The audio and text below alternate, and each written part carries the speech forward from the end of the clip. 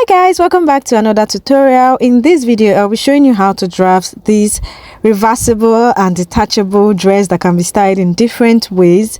I'll be showing you how to draft from start to finish. I made this dress months ago and I had so many requests for tutorials, so I am doing this video. If it's something you're interested in, you want to stick around, and let's do this together. So grab your pattern paper and let us get right into the video. For this tutorial you need your pattern paper. We are going to draft a basic bodice. We're drafting a bustier upper part, and then we'll draft the lower part as well as the sleeve. So now you're going to put your pattern paper on fold. I am just drafting a normal basic bodice. I have a video on my channel already on how to draft a basic bodice. In case you are confused, you can refer back to that video so you get a complete understanding.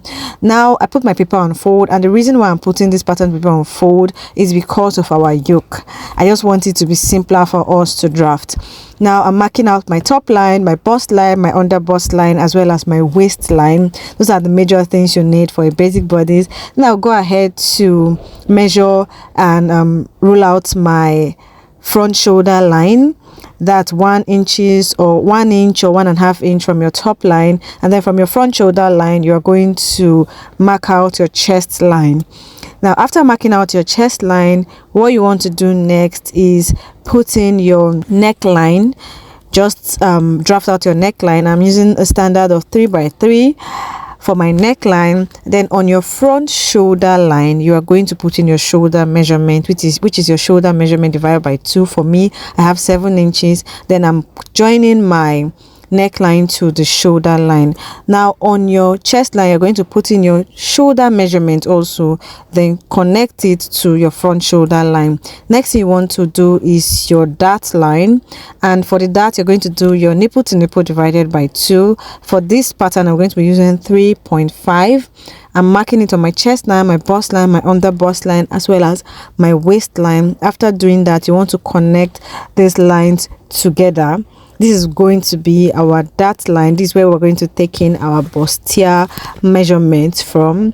Now next thing you want to do is on your shoulder line, this is your shoulder slope, divide it by 2 equal halves, and then that midpoint you are going to connect it to your bust point. After you have come 1 inch above your bust point, you just connect it to your bust point, or you can connect it to your exact bust point, whichever one you want. Now to take in our bustier, this is not for a person with big bust, so we're just going to be taking 1 inch at the left hand side and then 1/2 inch at the right hand side, just like I'm doing. You take it on your under bust, you take it on your waistline, and then you take it on your chest line.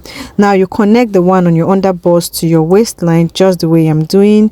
You connect the lines together, and then you're going to come 1 inch below your bust line. You don't want to connect it at your bust point because you don't want your bust point to be pointed after you have finished sewing. So you come down 1 inch from your bust point and then connect it just the way I'm doing, and then you connect from your bust point to your chest line. So we're just making a normal, this is not really a complicated bustier pattern, just the normal bustier pattern. So I'm going to use my curved ruler to just smoothen the bust area a bit. Now the next thing we want to do now is to do our yoke tightening. This method is called yoke tightening. If you don't want to slash your yoke fully, you're just going to do a yoke tightening. So from this your chest point, you're going to connect it to your shoulder point on both sides to form our yoke tightening. We are doing this because we want to avoid any gaping or gapping when you finish fixing your yoke on your bustier blouse. So right now I'm just using the marker to roll out all the parts we have already measured, just to make it clearer for you to see and you don't make any mistake when you are cutting. The next thing we're going to do now is draw out our armhole, and you're going to find the midpoint and then come in by 1/2 inch and then just connect it down to your chest line. So on our chest line you take your bust measurement, divide by 4, and then whatever you have in this space you want to make sure you replace it. You add it to the bust measurement. You do the same thing for your under bust. At this point you can go ahead and take it from your waist, but I also like to just take my under bust measurement. Whatever you have in there you replace it. You do the same thing for your waist. You take your waist measurement, whatever you have in there you replace it. And once you've taken this measurement, you want to connect all these points together from your chest line down to your waist line. When you are drafting, you can use a pencil just in case you make mistake and you want to clean. I'm just using a marker because I want it to be clear enough for you to see. Now next thing I'm taking is my bust dart, and for your bust dart you're going to come down by 1 inch from your bust line. So I'm saying 1 inch. Mind you, what you take for your bust dart is going to be the difference between your front waist length and your back waist length. For this measurement, it is 1 inch. So if your front waist length and your back waist length difference is 2 inches, you're going to take 2 inches for your bust dart. That's how you take your bust dart. So after taking your bust dart, you just want to make sure it's still aligned. You cover it up and roll it out. So all this I'm doing is clearly explained in my basic bodies pattern video that I dropped on this channel. You can just check it out if you want like a detailed explanation for this part. We're going to be covering up the bust dart when we are cutting this pattern, but we are basically done with the front part of this pattern. You can go ahead and cut the pattern, but I would advise that before you cut out your pattern, you want to maybe label it, because remember that this pattern has different colors and we are using like different parts for the dress, different fabrics. So I'm just marking where my side front is, my center front, my mid side front is, and the center where the mesh is going to be and where the fabric is going to be. Basically make sure you label them before you go ahead and cut, so you will not be confused after you have finished cutting. So the neckline of the dress is a bit curved. I'm just going to come down by 1/2 inch and curve it a bit. If you want your own, if you want to keep your own straight, is your choice, but I'm just going to curve it a bit so it has that curve at the neckline. And then I'm going to mark out the other side. So the upper part is going to be the yoke, and you can just go ahead and cut out the exact way I'm cutting so you don't make any mistakes. Like I said, we are closing up our bust dart back, and then you just cut out your bustier patterns. Just watch closely how I'm cutting so you don't make any mistakes when you are cutting yours.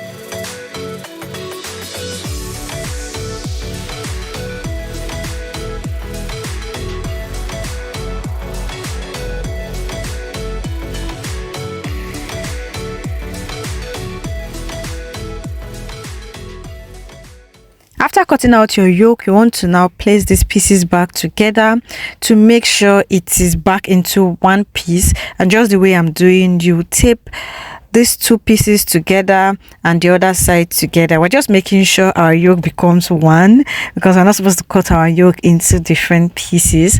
After joining it back together, what you want to do is make sure it is very relaxed and very flat. Make sure it's not bulging or bulky at any point, and then you just go ahead to trim it out and make sure it is okay. Now this is what your yoke is going to look like after you have done your yoke tightening. So if you use this as your yoke, it would avoid any gaping or any bulkiness on your yoke.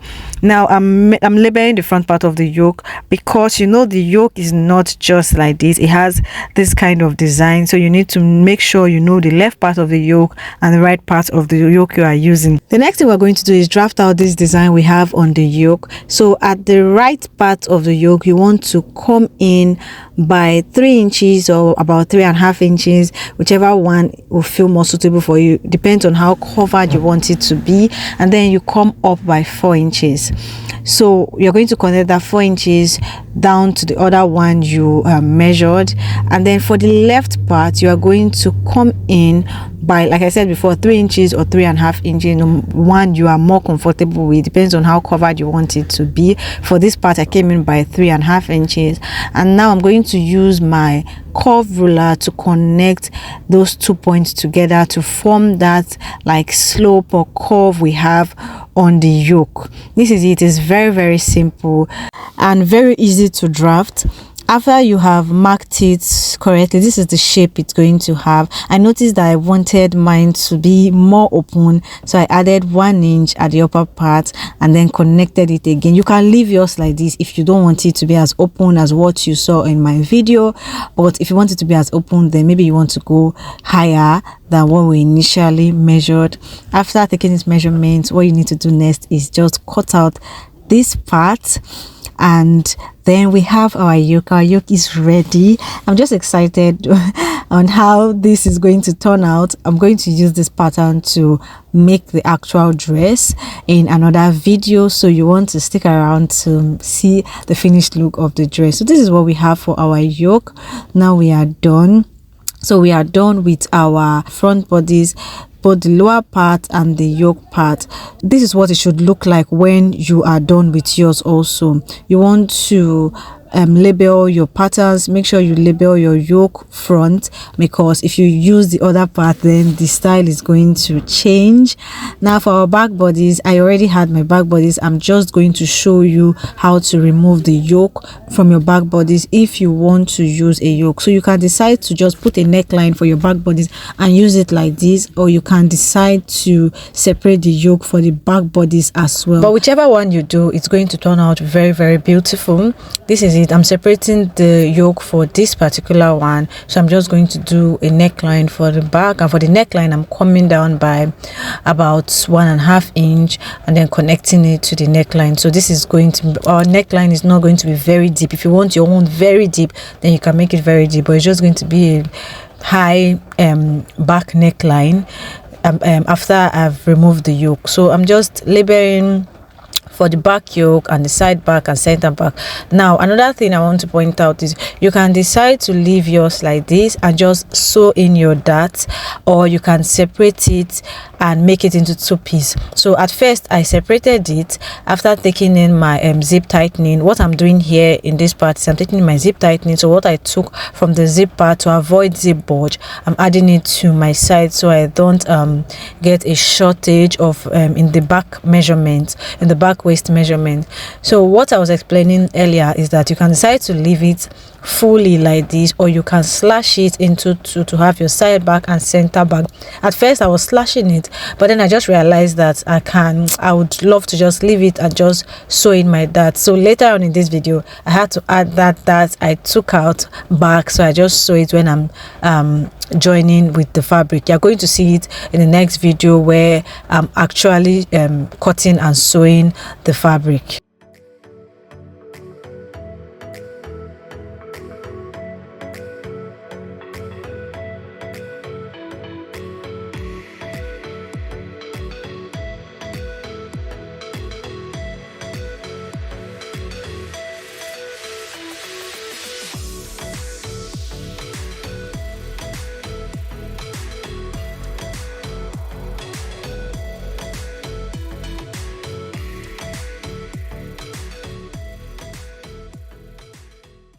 What I'm going to do next is separate our mesh from our front bodies. So we're going to have the front upper bodies and the front lower bodies, which is going to be our mesh.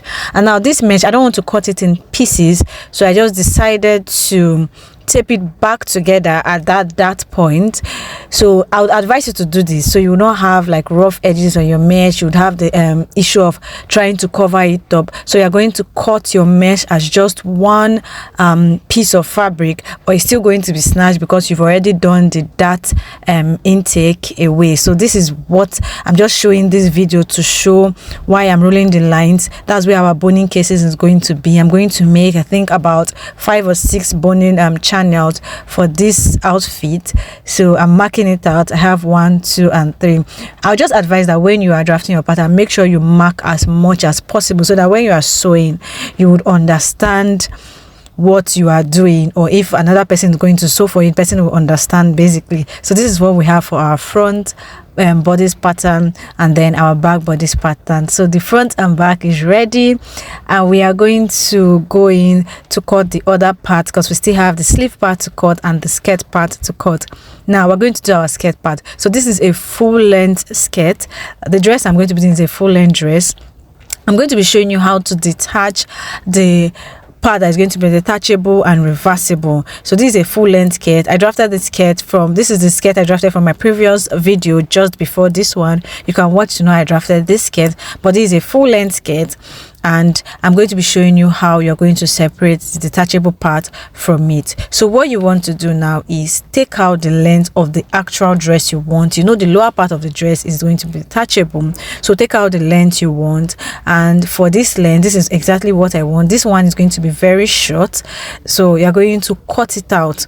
So you have your front skirt pattern and your back skirt pattern that is going to be on fold. You're going to cut out the parts that you want to be detachable and leave the length of the part you want for the dress. So now that you've cut it out, mark out where it's going to be your center front, and then your center back, you know, is where your zip is going to be. So watch closely at this part, because we're going to turn this pattern into one. For the detachable part, it's just going to be one long piece, so we are going to create it from this part now. So what you want to do is that the side of the front and the side of the back skirt pattern that you have separated, you are going to join it together with a tape. Please watch closely so you don't make mistake. These are the part that is easy to make mistake. So I'm going to join the sides of the front part and the back part together with a tape, so I would have one piece. So this piece now is going to be on fold, so that when you cut it on your fabric, you're just going to have one long piece that will be detachable for the skirt. I hope you understand. If you don't understand and you have any questions, please feel free to drop in the comment section, and I would answer all your questions. So this is what it's going to look like. You have your skirt pattern, very, very easy. This is like the easiest part of this pattern drafting. We have our skirt pattern, we have our top pattern. Now we're going to go to the sleeve pattern.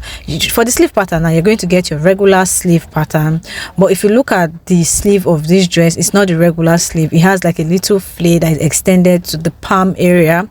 So I'm going to add to our regular sleeve pattern so I can show you how to draft that flare area.